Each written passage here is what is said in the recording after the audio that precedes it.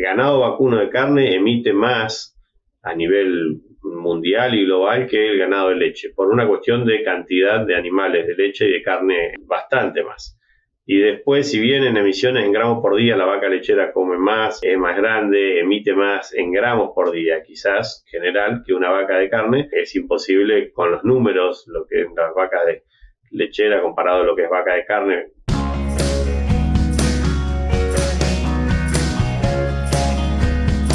Buenas tardes, mi nombre es Mauro Venturini y les doy la bienvenida a este nuevo episodio de Carnecast. En esta ocasión tenemos la grata compañía de Nicolás Di Lorenzo, quien se recibió ya hace unos años, por allá por los 2000, 2001, si mal no digo, Nicolás, después me corregirás, en la Universidad Nacional de La Plata de ingeniero agrónomo, y desde entonces vino a Estados Unidos, pasando por Minnesota, Texas y ahora en la Universidad de Florida, completando sus estudios de posgrado, tanto maestría como doctorado y postdoc, y actualmente es profesor en la Universidad de Florida y tiene a su cargo el laboratorio de nutrición de la Estación Experimental de Mariana. Nico, buenas tardes, gracias por tu tiempo, ¿cómo estás? Muchas gracias, Mauro, buenas tardes, es un placer poder conversar con vos. Bueno, fue muy escueta la presentación para la carrera que tenés de casi 20 años por acá, con un montón de méritos y reconocimientos ganados, así que si me falta agregar algo, te pediría encarecidamente que lo hagas, porque la verdad que resumirlo en tan pocos segundos resultaría casi imposible de mi parte acordarme de todos. Bastante bien, bastante acertado. No, por ahí para dar un poco de contexto sobre de las cosas que he hecho y por qué, bueno, de dónde vienen algunas de las ideas por ahí o sesgos. Sí, originalmente soy de Citibel, una localidad cerca de La Plata. Estudié agronomía en la Universidad de La Plata y cuando ya estaba en el último año, en el año 2000, me sale la oportunidad de participar en un programa de una pasantía básicamente que se llamaba MAST. El programa, mucha gente que está en Argentina y en toda Latinoamérica ha participado de ese programa, que es para básicamente estudiantes de agricultura, ya sea veterinarios, agrónomos, técnicos, agropecuarios. Ha sido un programa excelente, le ha abierto las puertas a infinidad de gente, que es, de la Universidad de Minnesota, y básicamente facilita la estadía de estudiantes ya o recién recibidos o en grados avanzados en distintos lugares. A mí me tocó trabajar y vivir en el noroeste de Iowa. En el año 2000 me sale la oportunidad de empezar ese programa cuando estaba terminando, todavía no había terminado la facultad. De hecho, participé en ese programa del 2000 al 2001, 18 meses en total, y volví a recibirme en la Universidad de La Plata, y en el 2002 comencé mi maestría, la cual de hecho la maestría fue en nutrición animal en la Universidad de Minnesota y fue producto de esa pasantía que hice en el noroeste de Iowa. En esa pasantía nos tocaba trabajar con de todo, era vivir en un campo y trabajar. En mi caso particular fue con la cosecha de soja, maíz. Tenían algo de cerdo que me tocaba darle de comer, recría de ganado, confección de silo de maíz, me tocó también toda esa campaña. Un año entero fue, o sea, viví 12 meses con una familia en un establecimiento productivo en Iowa, y después 6 meses eran clases en la Universidad de Minnesota. Y ahí conocí al que después fue mi advisor, el doctor Alfredo Di Costanzo, y terminó invitándome para volver en el 2002 a hacer la maestría. Apenas me recibí, volví a hacer la maestría y después el doctorado ahí en la Universidad de Minnesota. Y como si mencionabas, después hice un postdoctorado de 2 años, en Texas Tech University con Mike Gallian en nutrición de feedlot, y ya desde el 2010 a la fecha ya estoy trabajando acá en la Universidad de Florida. Bueno, muy bien. Viene bien que hayas hecho esta aclaración, porque ya podemos poner en limpio el primer mensaje dirigido más que nada a la gente joven que está a punto de recibirse en la facultad, para dejar en claro: siempre hay oportunidades, siempre hay caminos, solamente hay que buscarlos y estar preparado como para aprovechar las oportunidades que se dan. Así que ese mensaje ya queda bien en claro, y te agradezco que hayas tocado ese tema, más allá de los temas que nos convocan hoy, que son netamente académicos o de investigación.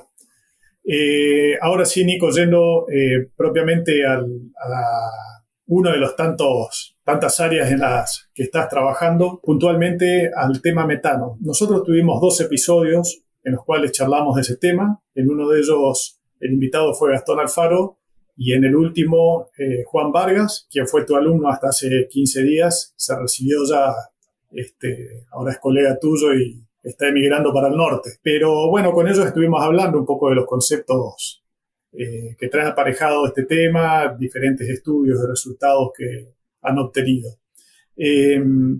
Vos hace bastante tiempo estás trabajando en este tema y fuiste organizador del congreso más importante en gases de efecto invernadero en Estados Unidos hace unos meses atrás.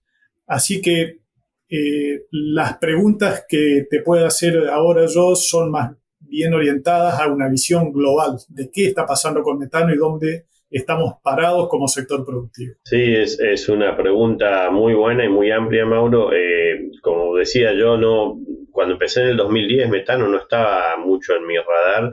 Estaba empezando, la gente empezaba a hablar de metano. No fue sino hasta el 2013 que tuve la oportunidad de viajar a Irlanda a un congreso, el mismo que 10 años después terminé organizando yo, 9 años después, el 2022. Y en ese congreso, bueno, fue un abrir de ojos para mí a la importancia del tema metano, las dificultades en la medición de metano, que es lo que ocupa mucho de mi tiempo. Y de ahí a la fecha ha sido realmente a nivel mundial una catarata de información, a veces de desinformación a nivel más del público y el impacto que realmente tiene el sector agropecuario en metano, que también nos ha tocado desde nuestra humilde posición a veces contribuir a aclarar eso, pero sobre todo más del aspecto científico, que es con lo que más trabajo en el tema metano. Ha habido una presión tremenda de todos los sectores, no solo el privado, sino el público. Primero, los primeros desafíos eran medir metano, medir de forma precisa. Los primeros 5 años de mi carrera trabajando en la universidad casi que eran dedicados a eso. Y ya de 6 años a la fecha ya el tema de mitigación ha cobrado mucha importancia.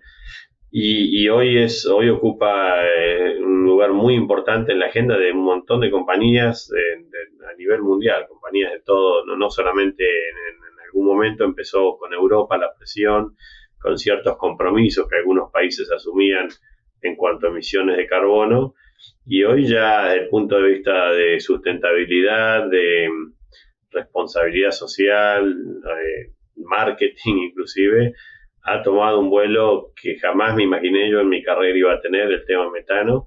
Siempre digo, y como a veces hablando con colegas bromeamos, que bueno, en algún momento se va a pasar esta burbuja, pero realmente no pasa y quizás hay una buena razón para eso, porque no le hemos encontrado la vuelta. Es un desafío enorme en el cual seguimos trabajando. En mi caso yo trabajo mucho con el tema aditivos y manejo, es lo que más nos hemos enfocado, pero o sea, si tuviera que resumirlo, la importancia por dónde está pasando es, bueno, a nivel mundial, evidenciado en esta especie de mundial que refería a vos, que se llama GGAA, las siglas en español, que es la Conferencia de Gases de Efecto Invernadero y Agricultura Animal, sus siglas en inglés.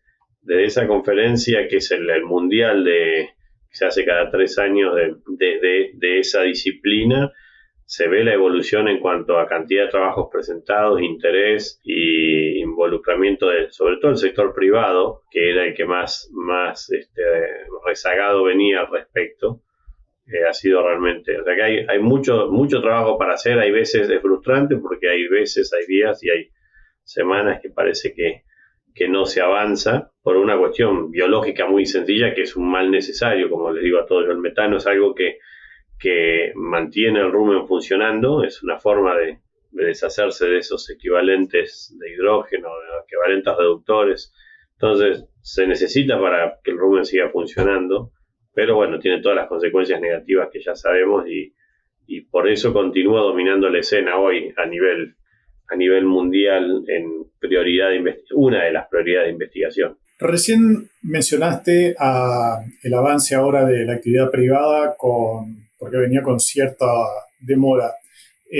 ¿Crees que primero fueron las entidades gubernamentales las que empezaron a interesarse en este tema, más que las privadas?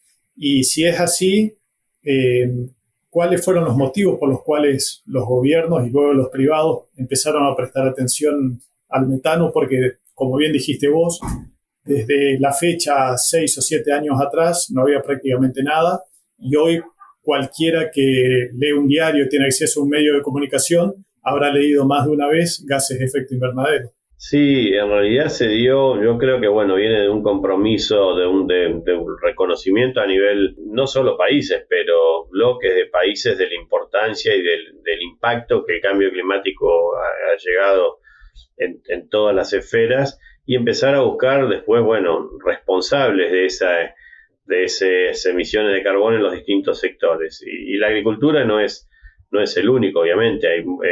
Se ha atacado el tema de emisiones en todos lados. A veces, esta es mi opinión personal, de forma desproporcionada, cuando uno piensa lo que contribuye la agricultura con respecto a otros sectores, a veces parece un poco desproporcionada la atención que se le ha prestado.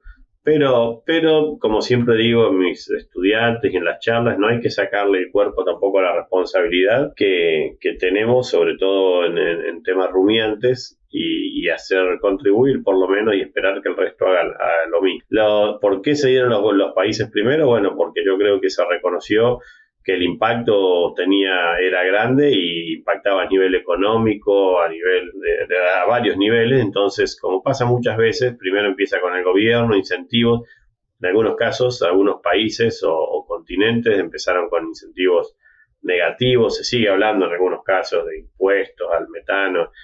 Algunos países han tomado la iniciativa de forma más fuerte que otros. Y el sector privado como que lo sigue viendo a veces medio un poco de costado, pero yo creo que en el sector privado viene incentivado de dos cosas: de la demanda del público que quiere mayor responsabilidad en cuanto a la producción de carbono de los alimentos, entonces buscan producciones que sean responsables. Hay mucho de marketing en eso también, obviamente, pero el marketing en respuesta a una demanda del consumidor. Y después, por atrás viene también un potencial mercado de créditos de carbono del cual no es mi tema. Todavía lo miro con mucho recelo, yo y varios más, porque no vemos cómo se va a implementar. Pero si se llega a implementar esa forma de monetizar, digamos, las emisiones, creo que le va a dar un empuje tremendo a todas estas estrategias de adopción de tecnologías para bajar la huella de carbono, ya sea carne, leche, producción textil, lo que sea, en todo sentido se va a empezar a aplicar. Entonces hay mucha expectativa al respecto. Se está hablando más de lo que se está haciendo, yo creo, en mercados de carbono, pero creo que los gobiernos tuvieron la responsabilidad de empujarlo, empezar a hacer rodar la bola, y ahora las empresas, como reflejo de eso, quizás tomaron la posta, pero viene de los dos lados. Hoy los gobiernos, por lo menos en Estados Unidos, siguen muy activos en la financiación de proyectos diseñados o orientados a mitigar emisiones de metano. Si tendríamos que hacer un resumen de todas las actividades que venís desarrollando en estos 7 u 8 años trabajando con este tema, ¿cómo ves la evolución? Recién dijiste en algún momento que tal vez no se encontraron todavía los resultados esperados, pero sí que hubo algún tipo de evolución. ¿Cómo ves esa evolución a lo largo de estos años y en qué temas puntualmente se encuentran trabajando hoy vos y tu equipo acá? La evolución se dio bastante lento, se sigue dando lento, porque al principio tuvimos muchos problemas y seguimos teniendo con cómo medir metano. Es bastante complejo, es un gas que el animal principalmente eructa. Entonces, al principio los desafíos grandes eran cómo medirlo. Mucho tiempo se dedicó a optimizar las mediciones. Yo trabajaba con una técnica y sigo trabajando que se llama la del gas trazador de hexafluoruro de azufre. De hecho, hemos entrenado bastante gente en ese sentido y seguimos tratando de usar la técnica y optimizarla. Entonces, al principio mucho se dedicó a optimizar la técnica. Después se empezó a trabajar en estrategias de mitigación. En leche se está haciendo mucho más, me atrevería a decir, estoy hablando ahora por Estados Unidos más que nada, y quizás el mundo también. Se ha visto mucho más en leche que en carne. Yo creo que en carne es una deuda pendiente, y sobre todo, y esto ya no lo digo yo, sino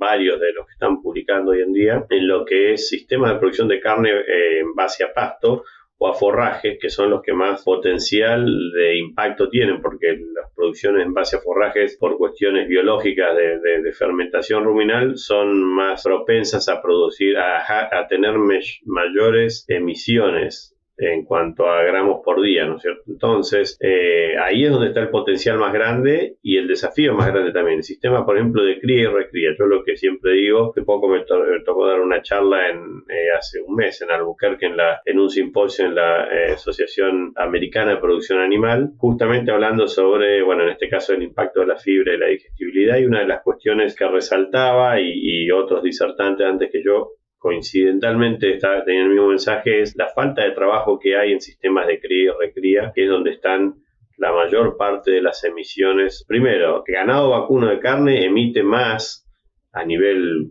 mundial y global que el ganado de leche, por una cuestión de cantidad de animales de leche y de carne, bastante más.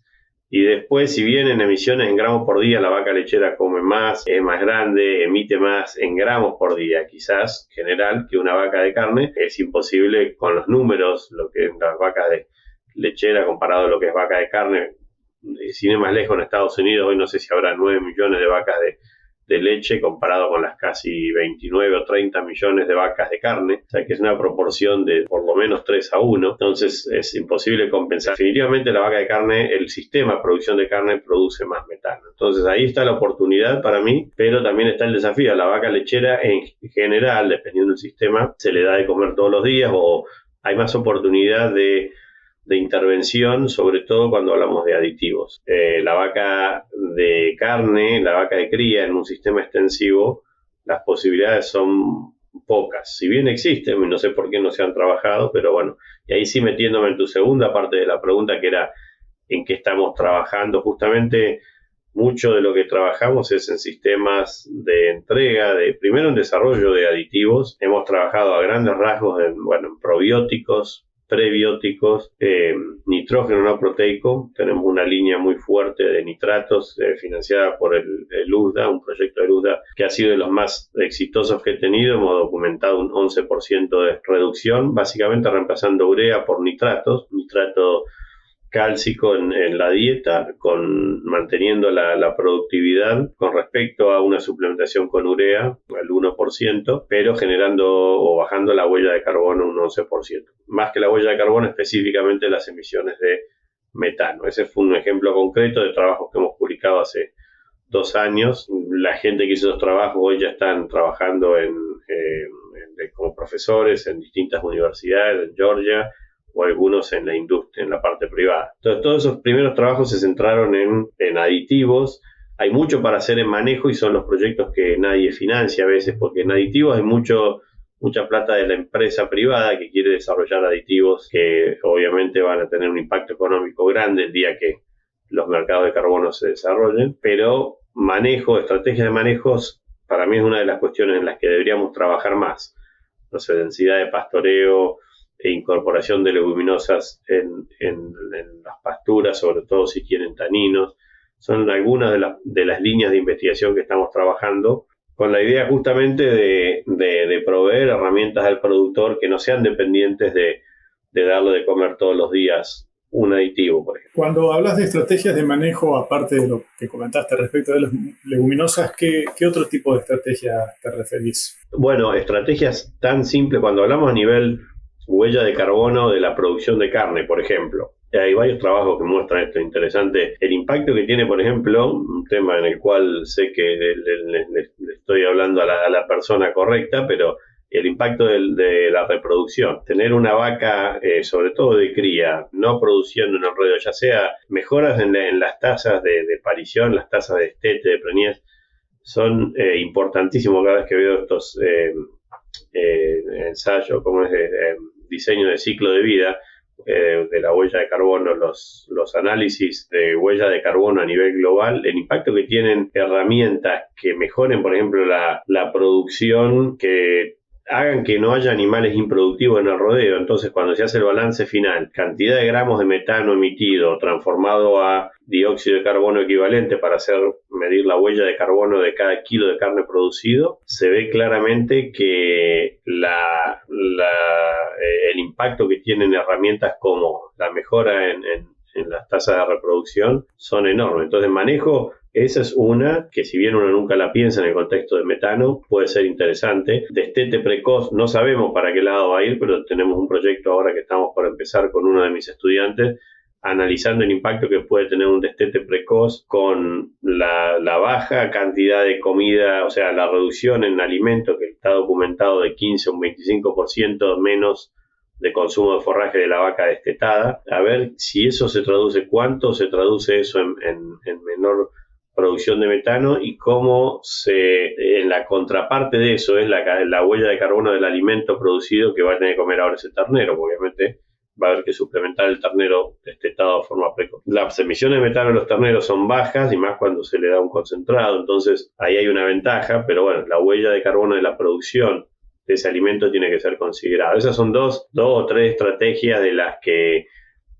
nos agarramos a veces como para ver qué se puede hacer en temas de manejo. Otro proyecto también financiado por el USDA, que está en estos momentos en pleno desarrollo, es, por ejemplo, el impacto de desparasitarios o un buen manejo de antihelmínticos, por ejemplo, y qué impacto tienen eso en la huella de carbono. Es un proyecto que estamos en el medio ahora con un estudiante de maestría que está a cargo del proyecto, que la idea es ver si hay algún impacto, no solo de endoparásitos, sino de ectoparásitos, y específicamente mosca de los cuernos. Es un proyecto que estamos en el medio ahora de ese proyecto desde 2 años, y la idea es ver si un buen manejo o control de parásitos, ya sea externos, internos o ambos, nos lleva a alguna mejora o no en la huella de carbono. La verdad, soy muy escéptico de este último proyecto, pero es algo que no se ha evaluado sorpresivamente. Nicolás, haciendo hincapié en los sistemas pastoriles sobre los que estuviste expresando estos desafíos y estas estrategias, vos dijiste que por cantidad de animales, obviamente, la cantidad de metano que produce el sistema carne es mayor que el que produce el sistema leche, pero también por la calidad de alimento que reciben, dado de que son alimentos más fibrosos y más metanogénicos, podríamos decir. Ahora, en ese caso, ¿no deberíamos tener en cuenta el balance de emisión y captación de carbono y no solamente la emisión? Totalmente, muy buen punto. De hecho, ahí es donde trabajamos, y ahí es donde realmente colegas míos, por ejemplo, agrónomos, si bien yo soy agrónomo, acá trabajo mucho más en el componente animal, trabajo a la par con colegas en agronomía que están enfocados netamente al secuestro de carbono. Y ahí hay un potencial importante. Otra de las conclusiones de mi charla reciente ahí en el simposio de Animal Science en Nuevo México fue justamente haciendo hincapié en trabajos no míos, sino de otra gente, del potencial que tiene el secuestro de carbono, y el secuestro de carbono dado por buen manejo de pasturas. Una pastura sana con una muy buena tasa de fotosíntesis y que realmente secuestre y deposite carbono. ¿Qué pasa? Ese carbono secuestrado, el animal lo pastorea, y sabemos que la eficiencia del reciclaje de nutrientes es muy alto, lo cual tiene una contracara, que es la eficiencia de cosecha, por ejemplo, del nitrógeno es baja, o sea que muchos nutrientes que retornan a la pastura, y en muchos casos hay emisiones de metano bastante menores, por ejemplo, a través de las heces, y orina indirectamente a través de excreciones que después se convierten en dióxido nitroso, pero que sí tienen un impacto a nivel campo, digamos, o a nivel sistema, más bien. Entonces hay que balancear, como bien decías, la producción con el secuestro, la emisión con el secuestro de carbono. Cuando las pocas veces que me he puesto a ver trabajos de gente que trabaja, por ejemplo, en sistemas silvopastoriles, siempre me llevo la sorpresa de ver realmente el potencial de secuestro de carbono que tienen esos sistemas con respecto a otros sistemas, por ejemplo, netamente productivos. Sistemas muy intensivos con buenas, altas tasas altas niveles de carga animal, obviamente que van a generar, yo creo que en definitiva generan más emisiones de las que secuestran, pero bueno, eso se tiene que contrastar con el producto final, y por ahí es donde viene una de las grandes ecuaciones que trabajamos, los que trabajamos en metano, que es justamente dividir esas emisiones por el kilo de carne o leche producido, y hablamos de las intensidades de emisión, y eso realmente es el factor a mirar hoy en día. Entonces, el número a mirar hoy para mí tiene que ser las emisiones, la intensidad de las emisiones, que es por kilo de producto, para justamente poder avanzar en estrategias que nos permitan bajar esa intensidad, pero sin sacrificar la productividad. La contrapartida de eso tiene alguna falacia muy grande, que es, por virtud, si uno no hace nada en metano, pero aumenta la productividad, uno baja directamente la intensidad sin haber contribuido quizás en forma directa a las emisiones globales o absolutas. Entonces ese es el peligro de hablar de emisiones, de intensidad de emisiones, que muchas veces también nos autodesafiamos a los que usamos esa métrica, porque a veces esa métrica puede llevar a que uno no ignore la cantidad total, que es realmente la que contribuye al efecto invernadero, ¿no? La cantidad total de emisiones.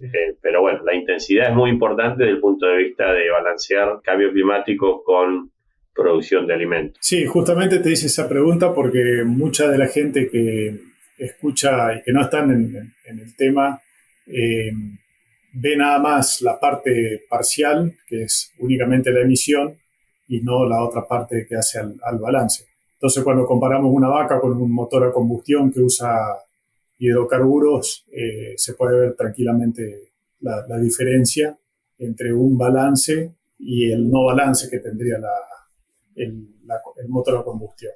Entre las estrategias que me salgo un poco de la parte de nutrición, que aparecen justamente en la mañana de hoy, apareció una noticia que da cuenta de que una empresa de genética canadiense seleccionó toros por baja producción de metano y bueno, están a punto de nacer los primeros terneros. ¿Crees que esa es también una alternativa viable a aplicar y a complementar junto con lo que se hace desde el punto de vista nutricional? Totalmente, Mauro, muy interesante esa estrategia. Para mí, de hecho, me faltó mencionarla en las estrategias de manejo. Hay líneas de trabajo y hay grupos de trabajo concretos que básicamente se dedican a la selección de animales con menores emisiones. Tiene una gran ventaja cada vez que escucho estos grupos, que a mí me fascina mucho seguir. Ahora te voy a contar por qué es esa línea de trabajo en particular, pero una de lo que siempre menciona, que me llama la atención y es muy cierto, es que todas las otras estrategias, ya sea las de manejo, las que implican un aditivo, el uso de un aditivo, tienen un costo recurrente, el que el productor va a tener que incurrir cada vez. Cualquier estrategia de selección de animales más eficientes por menor producción de metano son permanentes, o sea que en definitiva, de un punto de vista de inversión, de retorno a la inversión, obviamente esa inversión tiene que ser quizá a nivel, puede ser público o privado, pero mejorar la genética del rodeo sin sacrificar producción, pero bajando las emisiones de metano, sería una herramienta enorme a futuro para poder contribuir a este problema, a la solución a este problema. Creo que sería y continúa siendo una de las herramientas más interesantes. Te comentaba de por qué particularmente para mí es interesante. Yo hace quizás cerca de 10 años mandé una propuesta para financiamiento al Departamento de Agricultura de los Estados Unidos. Quizás era muy incipiente el tema de metano, de por sí ya era incipiente, pero era basado en un trabajo en ovejas, creo que en Australia o Nueva Zelanda, donde hablaban de que el microbioma era heredable, cosa que hoy lo sabemos, hasta si sabemos que es cierto. El microbioma ruminal, sobre todo el microbioma de las arqueas metanogénicas, que era hasta cierto punto heredable en corderos, estaba trabajando en corderos, y que entonces podía haber un beneficio en seleccionar animales por bajas emisiones de metano, manteniendo todas las otras variables constantes. Y bueno, cuando se empezó a identificar esto, a partir de ahí yo creo que ha habido bastantes grupos de trabajo que han aprovechado eso justamente para seleccionar o desarrollar líneas de selección. Hay trabajos en Irlanda muy importantes en carne hoy en ese sentido. Pero bueno, en ese momento creo que era demasiado novedoso. Varias de las críticas, o una de las pocas críticas que tuve a esa propuesta, era que no había prueba de que el microbioma era heredable. Yo creo que era un poco incipiente, pero hoy lo sabemos. Yo creo que hoy ya hay hay líneas de trabajo muy importantes en este sentido. Y sí, no me sorprende, no he leído el artículo, Mauro, pero me parece muy interesante. Creo que va a dar mucho que hablar esto de la selección por bajo metano, porque si bien no debe ser, me imagino yo, uno de los caracteres más heredables, tiene que haber cierta heredabilidad y si no se sacrifica producción puede ser una herramienta a futuro que rinda bastante más frutos de lo que quizás nos imaginemos. Sí, a mí me llamó la atención porque el 90% de la información que uno recibe está referida al ámbito de la nutrición y esto se sale un poco de eso y pensaba puede llegar a ser un buen complemento. Nicolás, hoy en algún momento entre las estrategias hablaste de la necesidad de mejorar los procesos de recría y de hecho disertaste sobre eso en el último congreso de la Asociación de Producción Animal. Por razones de tiempo, estamos al límite con el tiempo y vamos a usar un poco de tu buena voluntad. Te invito a que grabemos otro episodio y podamos hablar con un poco más de soltura sin estar tan presionado por el tiempo de recría y alternativas de recría y cómo puede llegar a influir esa etapa mejorada de la vida del animal en lo que comentaba sobre emisiones de metano. Así que te convoco a un próximo episodio y te agradezco mucho por esta primera parte. No, Mauro, al contrario, un placer. Tú sabes que a mí me apasiona esto y bueno, me dejo llevar un poco y por ahí una pregunta sale media hora después la respuesta, pero bueno, te agradezco y sí, encantado de participar de vuelta en otro episodio. Muy bien, gracias Nicolás, hasta la próxima. Gracias Mauro, un abrazo.